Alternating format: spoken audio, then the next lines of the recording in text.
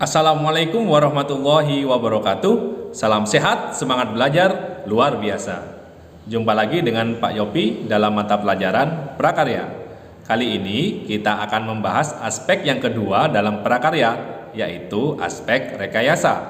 Adapun materi yang akan kita pelajari adalah teknologi konstruksi miniatur rumah. Kalian simak penjelasan Bapak berikut ini ya.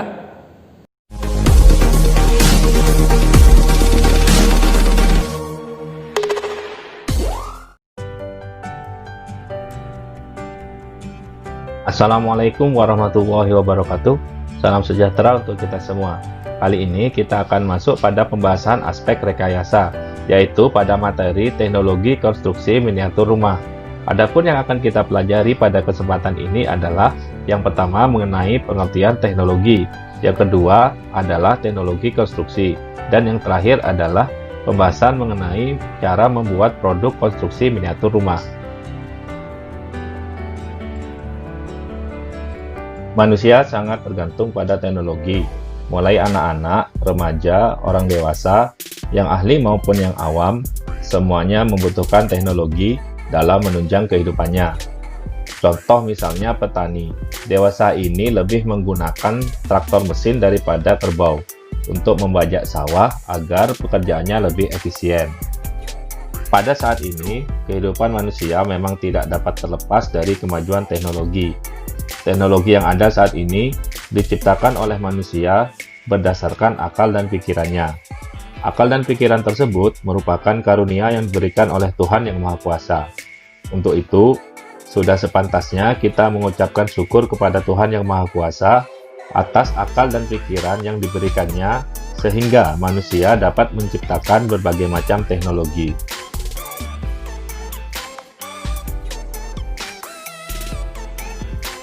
Jadi, pengertian teknologi merupakan ilmu pengetahuan terapan untuk mewujudkan kenyamanan dan kemudahan hidup manusia. Selanjutnya adalah jenis-jenis teknologi. Yang pertama adalah teknologi peralatan rumah tangga. Teknologi peralatan rumah tangga yaitu teknologi yang biasa digunakan untuk membantu kegiatan rumah tangga. Contohnya, penyedot debu, kompor gas, kipas angin, mesin cuci, dan lain sebagainya. Yang kedua adalah teknologi produksi, yaitu teknologi yang digunakan untuk memproduksi atau menghasilkan suatu barang. Contohnya, mesin pemotong kayu, mesin penggiling padi, mesin pemintal benang, dan traktor. Yang ketiga adalah teknologi transportasi, merupakan teknologi yang digunakan untuk berpindah tempat. Contoh teknologi transportasi adalah sepeda motor, kereta api, mobil, kapal laut, dan pesawat terbang. Yang keempat adalah teknologi komunikasi. Teknologi komunikasi merupakan teknologi yang digunakan untuk saling bertukar informasi atau pesan. Contohnya, teknologi komunikasi adalah radio, televisi, telepon, dan internet. Dan yang kelima adalah teknologi konstruksi. Teknologi konstruksi merupakan teknologi yang digunakan untuk membangun sarana maupun prasarana. Berbeda dengan beberapa jenis teknologi lainnya yang sebagian besar berbentuk peralatan. Sebagian besar teknologi konstruksi berbentuk ilmu terapan atau ilmu yang digabungkan dengan ilmu-ilmu lain untuk menyelesaikan masalah kehidupan sehari-hari. Hasil akhir teknologi konstruksi ini biasanya berbentuk rumah, jembatan, jalan, dan rel kereta api. Kita masuk pada pembahasan selanjutnya, yaitu teknologi konstruksi. Pada zaman dahulu, manusia masih menggunakan gua sebagai tempat tinggal dengan peralatan yang sangat sederhana. Seiring dengan perkembangan ilmu pengetahuan dan teknologi, manusia mulai memanfaatkan bahan-bahan yang ada di alam seperti batu, tanah, kayu, dan besi sebagai bahan infrastruktur bangunan. Selanjutnya kita bahas mengenai jenis-jenis proyek konstruksi. Yang pertama adalah proyek konstruksi bangunan perumahan atau permukiman. Proyek jenis ini mencakup proyek pembangunan tempat tinggal seperti rumah, perumahan, villa, ataupun apartemen. Kegiatan pembangunan jenis ini dapat dilakukan melalui dua cara, yaitu secara pribadi maupun massal. Namun, biasanya khusus untuk proyek perumahan dilakukan secara massal atau serempak dengan penyediaan sarana penunjang. Dalam pengerjaan proyek bangunan perumahan, diperlukan perencanaan yang matang karena menyangkut fasilitas dan jaringan infrastruktur seperti jalan, air bersih, listrik, dan sarana-sarana lainnya. Yang kedua adalah proyek konstruksi bangunan gedung atau building construction. Konstruksi bangunan gedung ini merupakan tipe pekerjaan atau proyek yang banyak dilakukan. Karena tipe proyek seperti ini menekankan pada pertimbangan konstruksi, pertimbangan pada teknologi yang praktis, dan pertimbangan pada peraturan bangunan setempat. Yang ketiga adalah proyek konstruksi teknik sipil. Pada proyek konstruksi teknik sipil, pemilik proyek atau owner biasanya pemerintah, baik pemerintah di tingkat pusat nasional ataupun pemerintah daerah tingkat kabupaten atau kota. Dan yang keempat adalah proyek konstruksi bangunan industri atau industrial construction. Proyek konstruksi bangunan industri membutuhkan keahlian khusus di bidang perencanaannya, terutama menyangkut desain dan konstruksinya.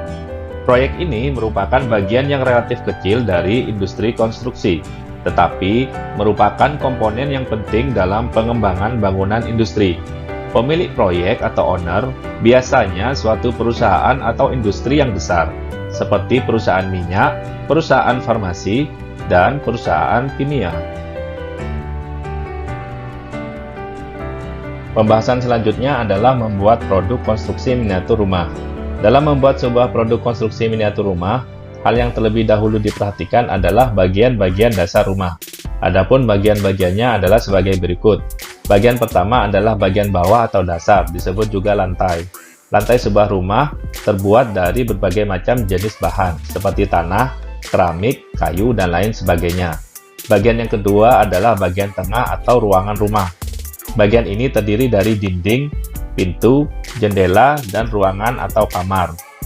Bagian yang ketiga adalah bagian atas atau penutup rumah. Fungsinya untuk melindungi ruang yang ada di bawahnya, menghambat pergerakan angin yang biasanya membawa debu, menahan radiasi panas berlebih, dan melindungi dari hujan.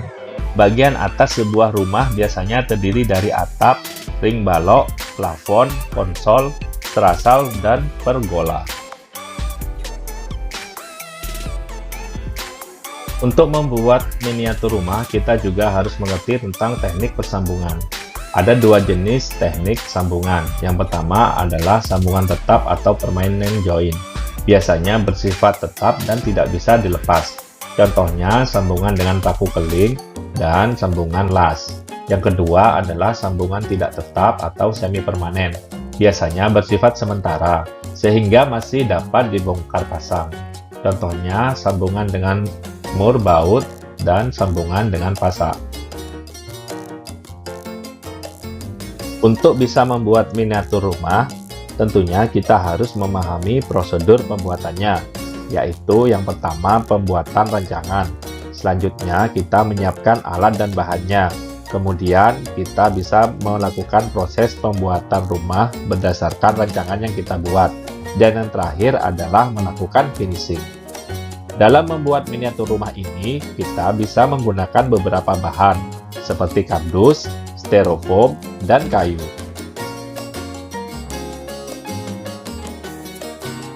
Demikian tadi penjelasan tentang aspek rekayasa dengan materi teknologi konstruksi miniatur rumah. Semoga bermanfaat ya. Terima kasih atas perhatiannya. Jangan lupa like, subscribe, dan share. Wassalamualaikum warahmatullahi wabarakatuh.